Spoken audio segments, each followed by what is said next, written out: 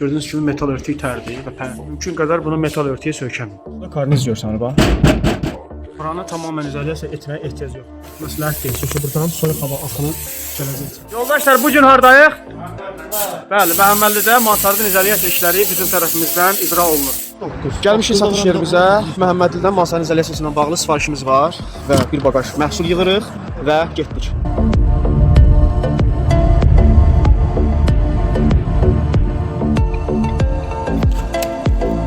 Əgər ki, izolyasiyadan əvvəl hər hansısa bir içəridə sulaq işi görsəniz, mümkün qədər pəncərələri açıq qoyun ki, qurusun. Çünki biz səhər saatlarında gəldik bura.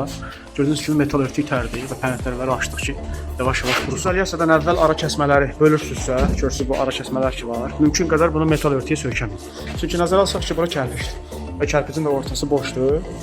İsti hava axını məhz kərpicə girdikdə, kərpicin ortası boş olduğu üçün qalxacaq yuxarı.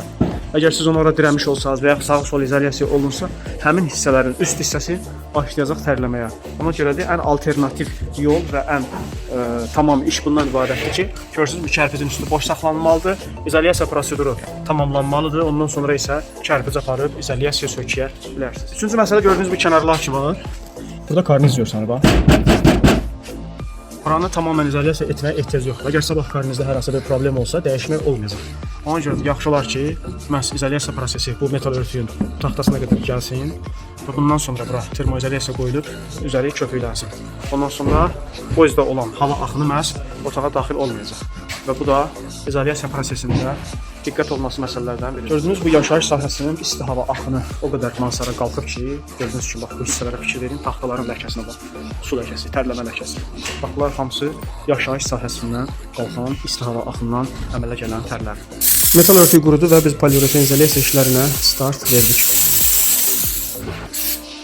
Bildiyiniz kimi bu açıq yerlərin qalması məsləhət deyil ki, buradan soyuq hava axını gələcək içəri. Birinci növbədə görürsünüzmü, bax həmin o qar gələn yerlər ki var, həmin hissələr bağlandı ki, yüksək külək tezlikdə qar içəri vurmasın. İkinci növbədə görürsünüzmü, termo plastlar qoyulur bura və bu hissələr köpüklə bağlanır.